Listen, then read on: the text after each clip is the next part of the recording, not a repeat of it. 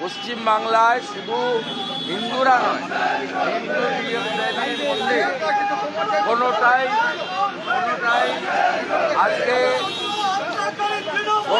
কিন্তু এই সরকার তোষণবাজের এত চরম সীমায় গেছে। এই সরকার আজকে সাধারণ হিন্দু জনতাকে, হিন্দু দেবদেবীকে, হিন্দু প্রতিষ্ঠানকে নিরাপত্তা দিতে ব্যর্থ। পুলিশ মন্ত্রী উত্তর দিন, হিন্দুরা যেখানে সংখ্যায় কম তারা থাকতে পারবে কিনা জানতে চাইছে বাংলা।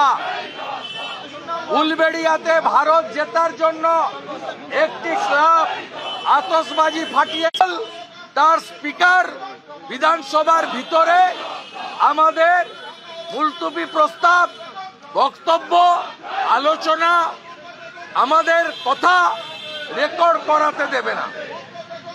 তাই আজকে বিজেপির এমএলএরা ভিতরে বিক্ষোভ করেছে, বাইরে বিক্ষোভ করছে এবং আগামীকাল আমাদের এমএলএরা যাদবপুর বিশ্ববিদ্যালয় এবং বিরোধী দলনেতা সহ বিজেপি বিধায়কদের গত 4 বছরে 9 মাস হাউসের বাইরে রাখার প্রতিবাদে মুলতবি প্রস্তাব তো আনবেই এবং আগামীকাল ব্যাপক বিক্ষোভের জন্য প্রস্তুত থাকুন অধ্যক্ষ বিমান বন্দ্যোপাধ্যায়। 1 ইঞ্চি জমি ছাড়া হবে না। আপনি সংবিধান মানেন না। আপনার আমলে 11 সাল থেকে আজ অব্দি 56 জনকে দল বদল করিয়েছেন। 11 সাল থেকে BJP, CPM, Congress, RSP, forward block কাউকে বাদ দেননি। আপনি 10th শিডিউল মানেন না। আপনি অবৈধভাবে 2 জন এমএলএ ভগবান গোলার, রাফাত হোসেন, বরানগরের সায়ন্তিকা ব্যানার্জি, তাদেরকে রাজ্যপালের অর্ডারকে ভায়োলেট করে অবৈধ বিধায়ক হিসেবে হাউসে রেখেছেন। আর আমরা অপেক্ষা করছি তেলেঙ্গানাতে যে মামলা সুপ্রিম কোর্টে হয়েছে, সেখানে 10 জন এমএলএ দলত্যাগ করিয়েছিল, তার বিরুদ্ধে তেলেঙ্গানা বিআরএস সুপ্রিম কোর্টে গেছে। সুপ্রিম কোর্ট 25 মার্চ দিন রেখেছে। 25 মার্চের পরে এই স্পিকারকেও সুপ্রিম কোর্টে নিয়ে যাবে বিজেপি। 25 মার্চের পরে বিমান ব্যানার্জিকেও আমরা নিয়ে যাব। আগামী 19 তারিখে বেলা 2টায় বিজেপি এমএলএরা বারুইপুর শহরে স্পিকারের নির্বাচন কেন্দ্রে কালো ব্যাজ পরে সংসদীয় ব্যবস্থা, সংবিধান, বিধানসভায় বিরোধীদের কণ্ঠরোধের প্রতিবাদ হবে বিমান ব্যানার্জির নির্বাচন কেন্দ্র বারুইপুরে।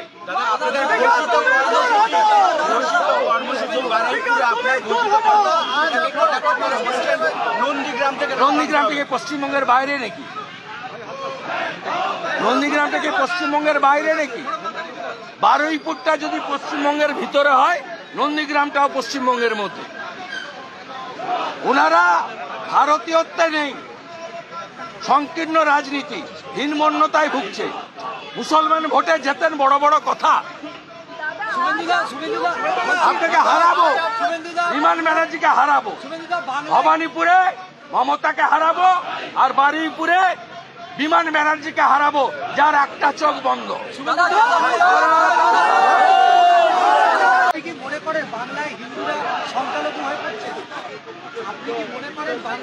সে তো হবেই। 51 সেন্সাসে 85 ছিলাম, আজকে 67। আমি কেন বলবো সেন্সাস?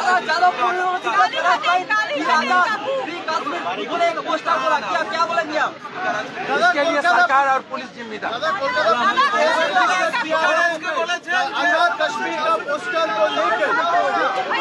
वो एक्शन नहीं लेगा।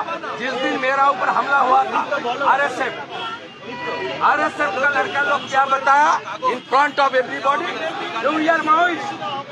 तीनों का अरेस्ट किया, रात 11 बजे ममता के फोन पर छोड़ दिया माओइस्ट को। ये लोग तो क्रिएट किया। और मेरा खिलाफ जादवपुर का ओसी हाई कोर्ट में आया था, केस अभी भी चल रहा है।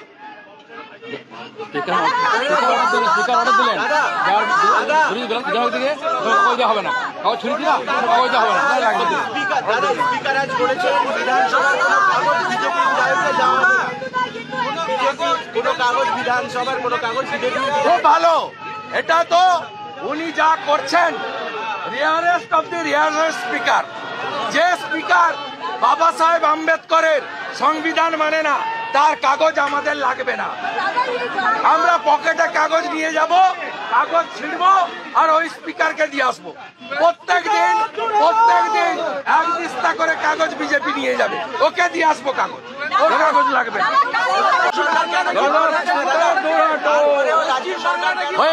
হয়ে গেছে স্পিকার দূর হটো। ভারত মাতা কে।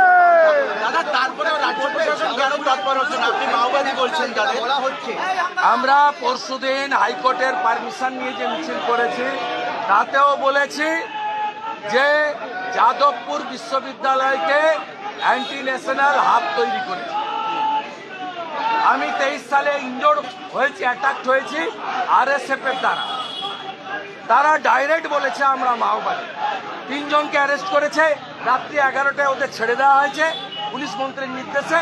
উল্টে যাদবপুরের ওসি আমার বিরুদ্ধে মামলা করার জন্য হাইকোর্টে গেছে, যে মামলা এখনো পেন্ডিং। রাজ্য প্রশাসন তৎপর হচ্ছে না কেন দাদা এদের বিরুদ্ধে অ্যাকশন নিতে? এরা ভোটের সময় বলে নো ভোট টু মোদিজি, নো ভোট টু বিজেপি। তার ফায়দা তৃণমূল পায়, ভোট পলিটিক্স। এরা নাস্তিক, এরা এত সাহস রাম মন্দিরকে ভেঙে গুড়িয়ে দেওয়ার ছবি এঁকেছে। বলছি আবাস যোজনা টাকা দেবে, আবাস যোজনা বাড়ি দেবে, এই নামে নাবালিকাকে ধর্ষণ করা হয়েছে মালদাতে, সেটা ইংরেজ বাজারে ঘটেছে। এরা মানে প্রায় সন্দেশখালীর মতো ছায়া। ওখানে এক্ষুনি পুলিশ বলে দিবে যে হয়নি। আর ডাক্তারদের সাসপেন্ড করে ভয় পাইয়ে দিয়েছে, ডাক্তাররাও আর ভয়ে করছে না। মেদিনীপুরে ডাক্তার লেখেনি, কল্যাণী এইমসে নিয়ে যেতে হবে। ডাক্তারদেরও প্যানিক করে দেওয়া হয়েছে। 10 জন ডাক্তারকে সাসপেন্ড করে পরে সাসপেনশন তুলে নিয়ে 10,000 টাকা ইন্টার্নদের বাড়িয়ে দিয়ে ডাক্তারদের মধ্যেও একটা অংশকে ভয় ভীতি দেখিয়ে এরা এই জিনিস করছে। মোটাবাড়িতে পুলিশের তোলাবাজি, মোটাবাড়িতে এবার পুলিশের তোলাবাজি। পুলিশ মানেই তোলাবাজ। পুলিশ এখন হোলিতে তোলে যাতে দোল পালন না হয়, সেই জন্য করছে। আপনি ভাবলে অবাক হবেন, শান্তিনিকেতনে বসন্ত উৎসবকে অ্যাডিশনাল এসপি বলছে শুক্রবার আছে বিশেষ দিন, তাড়াতাড়ি শেষ করতে হবে, দোল শেষ করতে হবে 11টার মধ্যে। আমরা স্বাধীনতার পর দেখিনি অ্যাডিশনাল এসপি বীরভূম, সে রং দেওয়া যাবে না। সাম্প্রদায়িক পুলিশ, সাম্প্রদায়িক সরকার, মুসলিম লীগ 2, মুসলিম লীগ 2, মুসলিম লীগ 2 উপড়ে ফেলবে বাংলার হিন্দু জনতা। এবার দেখা যাচ্ছে বিধানসভায় আপনারা কিছু বললে অধ্যক্ষ একটা কড়া অবস্থান নেওয়ার পক্ষে। কড়া না, অসাংবিধানিক।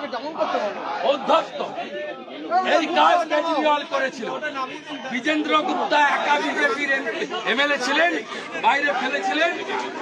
আজকে বিজেন্দ্র গুপ্ত স্পিকার, বিমান ব্যানার্জিকে, মমতা ব্যানার্জিকে হারাবো। আর ওদের চলে কটা মুসলমান এমএলএ জিতে আসবে, বিজেপি সরকারে আসবে, করে তুলে রাস্তায় ফেলবো। এই রাস্তায়